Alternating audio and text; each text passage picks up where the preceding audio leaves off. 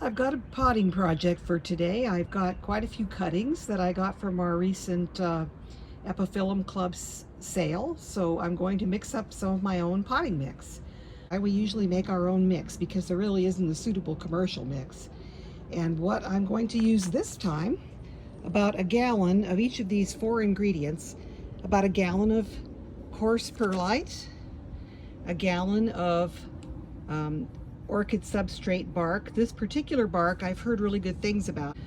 This is actually, it is a pine bark, but it's New Zealand Pinus radiata, and it's supposed to last good 5, 6, 7 years without breaking down, so that'll be great. And I love horticultural charcoal. It has a lot of great properties. And I'm going to use oak leaf mold. All that is just leaves from oak trees that have been composted. And if you live in an area where you can't get oak leaf mold, you could substitute, like from Home Depot, they have a azalea camellia mix. They call it a shade mix, and that's an acidic mix. Epiphyllums like an acidic potting medium. They don't like an alkaline medium. Another substitution that you can use for perlite is pumice. It's a little bit heavier, and actually I think when you have these hanging plants that tend to get lopsided and heavier on one side than the other, I think having a heavier ingredient like pumice is helpful. So if you want to put a little pumice in instead of or in addition to the perlite, you can do that as well.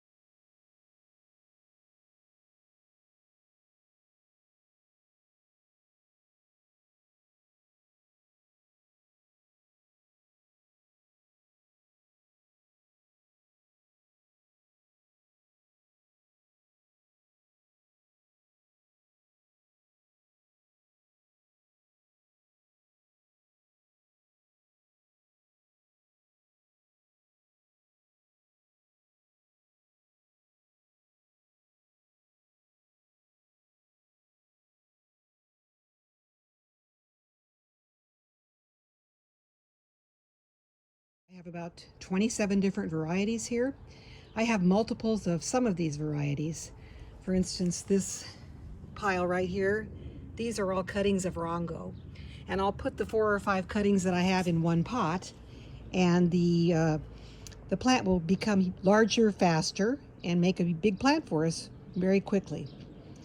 There's something about the interaction of roots when you have more than one cutting in a pot, and the roots put out a hormone that stimulates the roots from the other cutting. And I don't know scientifically how that works, but I do know that if you plant more than one cutting in a pot, your success rate will be much better. Another thing we do to increase our success rate with rooting cuttings, we're going to dip them in a rooting hormone. You can use Rootone, or in my case, I'm using Hormodin 3. One jar like this will do literally thousands of cuttings. Now, normally, we'll take our cuttings, dip them in Rootone, and put them in our potting mix.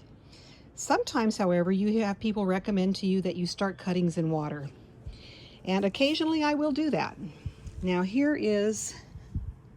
are, I should say, a couple of cuttings that I decided to stick in water. They were a little bit desiccated. Now this particular one has firmed up. It did absorb some water, but as you can see, let's see if I can get a better, the bottom is rotting.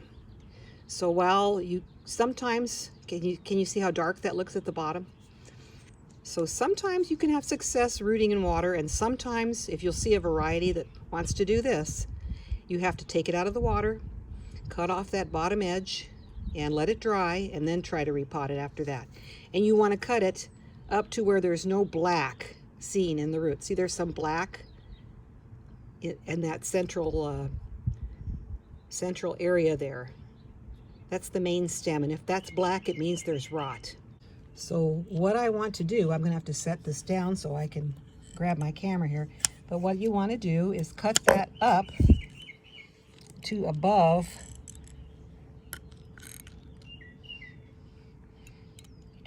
the area where there's any black or brown in the central vein there. Now see, that's still not good. I'm going to have to cut it farther up.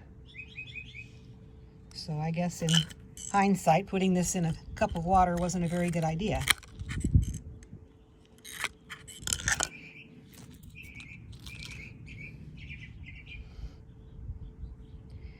And this still has a little bit of darkness around that main stem, so I'm going to cut it even farther back.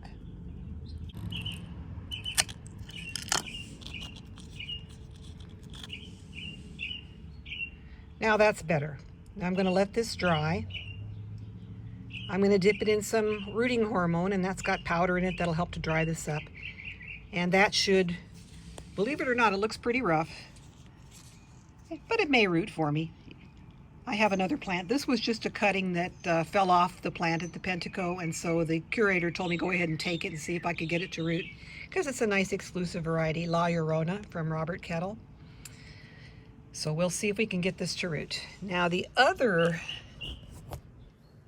cutting that I put into water is a cutting of Yellow Tang, very popular variety. It's got a really strong midrib.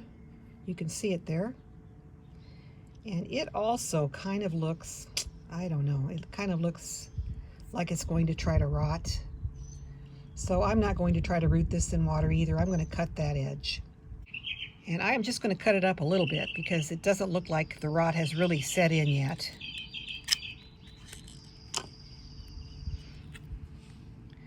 Now this looks nice and clean and green and ready to go. So I'm not going to bother to try to root these in water. I'm just going to dip them in rooting hormone, let them dry for a couple of days, and then I'll pot them up too. But I just wanted to talk about rooting in water because a lot of people do it, and I have done it and I've had success, but it doesn't always work.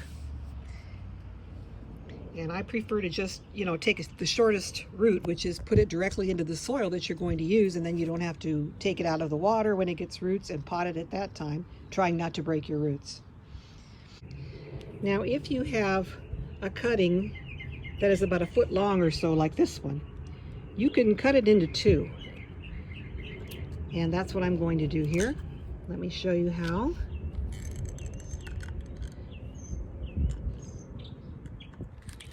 Just like that.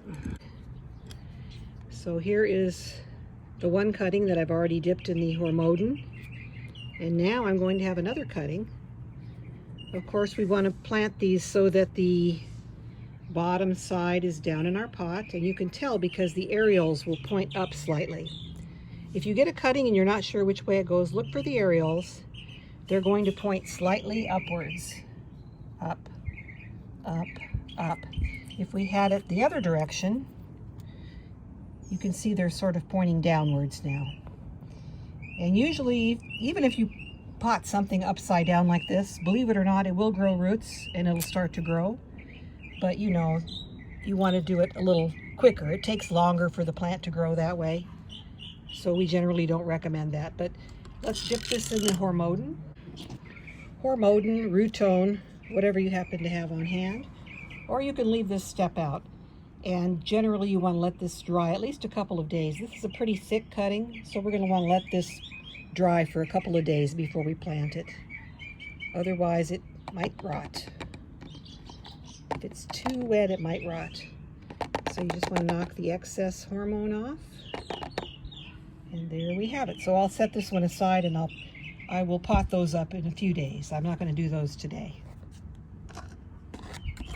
because the bottom end of your cutting needs to dry and callus. The powder from the rooting hormone will help speed that process up. But if you just cut it, it's going to take a few days to a week before it calluses over, and then you can plant it without worrying that the base end will rot. Now we're going to use for our potting mix a combination of perlite. This is going to be equal parts perlite, orchid bark, charcoal, which I don't always use, but I like to use it, and oak leaf mold. So we're going to use equal parts of all those products. And instead of oak leaf mold, you could use just regular potting mix, or perhaps a mix like from Home Depot. You can get shade mix, which is for azalea and camellias. It's a slightly acidic mix, and most of your epiphytes enjoy acidic potting mixes. They don't like alkaline potting mixes. If you buy a cactus mix, that is formulated to be alkaline. It's got calcium and magnesium and some salts in there that make it more alkaline, which the desert cactus enjoy. But tropical cactus that grow epiphytically do not like an alkaline cactus mix. They like an acid mix. And they like a well-draining mix, which is why we put so much perlite, coarse bark, and charcoal.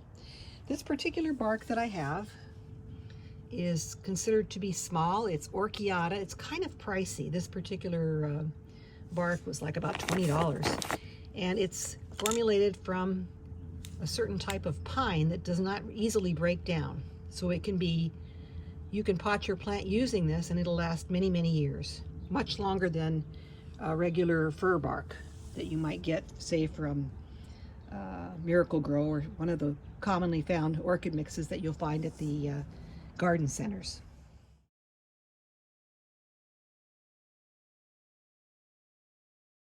And these you can find really easily at grocery stores this time of the year, because they're selling them for your summer ice buckets, like for 4th of July parties and so forth. Now for pots, we usually use plastic pots, and you can use a clay pot if you prefer, but I like to use plastic. It's pretty hot here in the summer where I live. And the largest size you'd want to use for starting cuttings is about a 4-inch pot. And since I have some with multiple cuttings, I'm going to put 3 or 4 cuttings in this 4-inch pot, and they will start just fine. If you have a very small cutting or a single cutting, you can use a smaller pot, a 2 or a 3-inch pot. So it just depends how many cuttings you're putting in there, if the cutting is large or small. The reason you don't want a large pot, say if you use this 4-inch pot and you had a very small cutting, it would probably be okay. But when you put water in a pot this size, it's going to stay wet for a long time. And until the plant forms roots to take up the water, there's no place for the water to go, and it's going to do what we saw happen to those cuttings that were started in water. It's going to start to rot the bottom of the cutting. And you don't want your cutting to rot. So the smaller the pot you start them in, the better chance of success you're going to have. Okay, so I'm going to first, I have a little bit of leftover mix from my last potting session, so I'm going to just leave that and add to it. First we'll put the orchiata orchid bark. I love this. Look how nice that is. It's not too big, and you can tell by the feel of it. It's kind of harder than fir bark. This is Pinus radiata, so it's supposed to not break down for quite a long time. So I'm going to enjoy using this in my mix. Costs a little more, but worth it in the long run, so you don't have to repot again in a couple of years. So there is the bark. Here is the charcoal.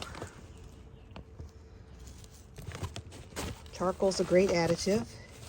It keeps the mix from spoiling or getting sour, reduces the chances of rot, and the charcoal itself is very porous, and what it will do, it will hold on to water and hold on to nutrients, and it will slow release them.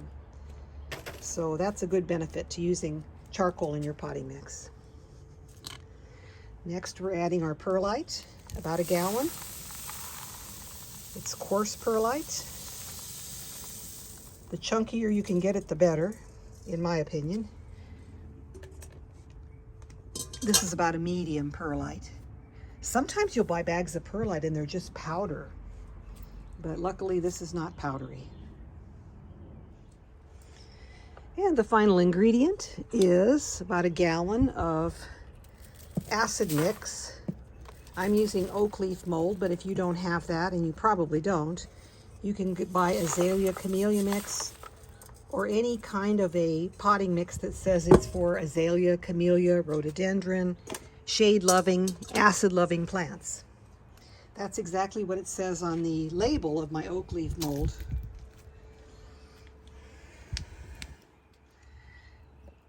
It's a high-quality mulch for azaleas, camellias, hydrangeas, gardenias, blueberries, and all other acid-loving plants. And to tell you the truth, the only place I know of in all of Southern California where you can buy this particular brand and this particular product is at San Gabriel Nursery in San Gabriel on San Gabriel Boulevard. They sell it. It's pretty pricey. It's a big bag, but they want $30 for a bag of this. It's gone up quite a bit recently. But you know, it's my Eppies, so I have to pamper them with all the best ingredients. So I'm going to mix those 4 ingredients. If you have bone meal, that's a good thing to add to induce rooting. So maybe add about a cup of bone meal to the mix here. So I've got my handy dandy mixing spoon here. I'm just going to mix this all up until everything's well distributed, evenly distributed. And we'll come back when it's ready to go. So if you have bone meal, you throw about a cup into a mix about this size, and that will provide a little bit of fertilizer to last your cutting for the first year or so until it gets established. I'm going to add another organic fertilizer. This is called Plant Tone. It's made from bone meal, ground feathers, and poultry manure. So I don't want to put too much. It will burn, but I'll put a little handful in this whole big amount of mix here, and I'm going to mix that in real thoroughly. If you have bone meal, that's ideal to use. And if you don't have any fertilizer, you can certainly leave it out. And that just means once your plant starts rooting and growing, you need to start it on a regular fertilization program. And here's the final result after being mixed. You can see it looks pretty nice. It's got some chunks. It's also got some smaller particles that'll hold water, because these epiphyllums don't want to go completely dry like an orchid. You want to have a little bit of organic matter mixed in there along with your bark and your perlite and your charcoal.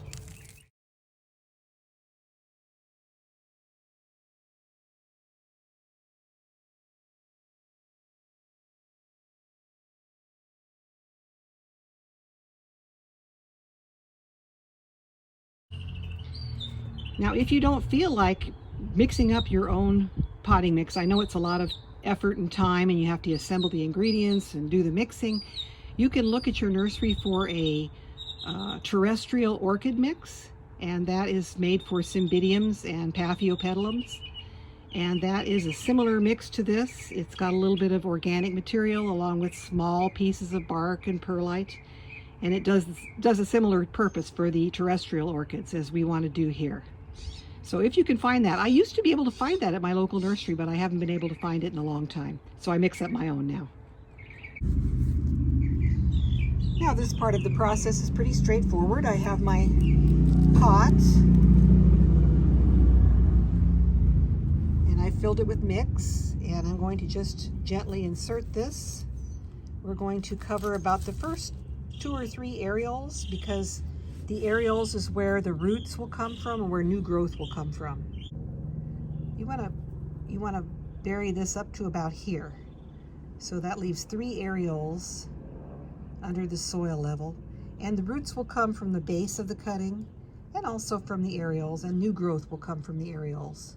And when you have new growth coming from under the soil line, it tends to propagate more readily and more quickly and give you a nice plant sooner without a lot of tip growth.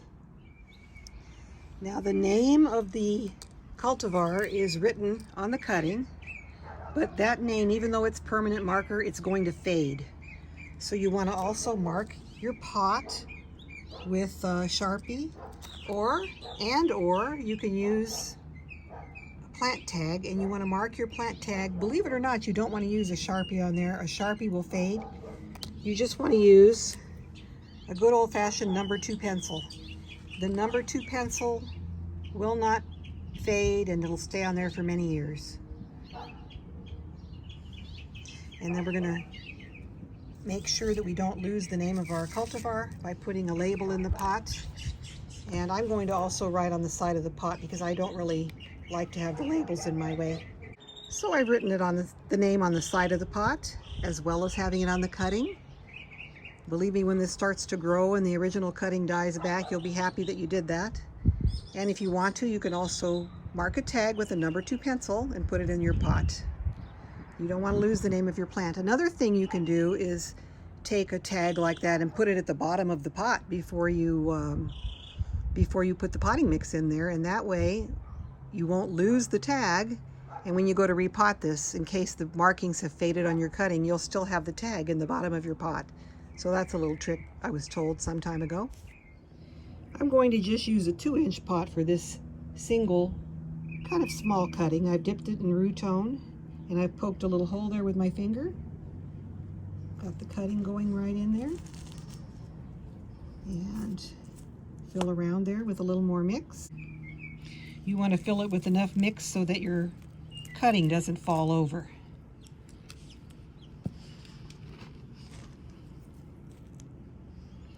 And there you have it. That one's all ready to go. This mix is slightly moist, so I'm going to just take these freshly potted cuttings and put them in a tray in an area where I don't fool with them. It's going to be in the shade, and I'm not going to water them until I give a slight tug here. When I feel that the cutting is stuck into there and the cutting is not coming up, you know it's forming roots. And once it's forming roots, you can start to water regularly. This is another system you can use if you don't want to try to stick your cutting down into the mix. You can hold your cutting about the depth you want it and just fill in around with your mix. That's pretty easy too. You just fill it right up there. Don't be shy. And there's another one ready to go.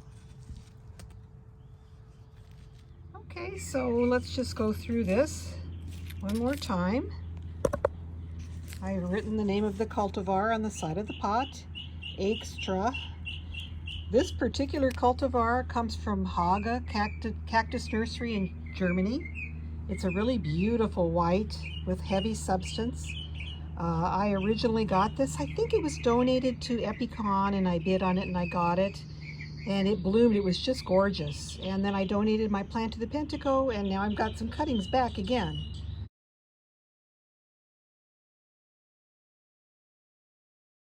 So I can't wait till I have a nice mature plant of this again. So I've got 3 cuttings. I'm going to just insert them about an inch or so in there to cover 1 or 2 or 3 of the areoles. And I've got 3, so I'll put another one here and another one here. And 3 in a pot this size, 3 cuttings is really nice. That'll fill this pot pretty quickly. There's cutting number 2. I want to stand it up straight while we have the chance. Once it roots, if it roots in there crooked, it's hard to ever have it straight again. And here is the 3rd cutting. You also want to be sure to place the name toward the outside of the pot. Just a little hint to make it easier on yourself. If you've got the name pointing in towards the center of the pot, sometimes it can be difficult to see. So try to point the name to the outside of the pot. Put them in a little tray. I'm going to put these in a cool, dry place out of the direct sun. I put mine on the north side of my house, and in about a month or so I'll kind of go through, check and see if they've rooted. If they have, I'll start watering a little bit, and if not, I'll probably wait another few weeks to a month, because it can take up to 2 months to start the rooting process.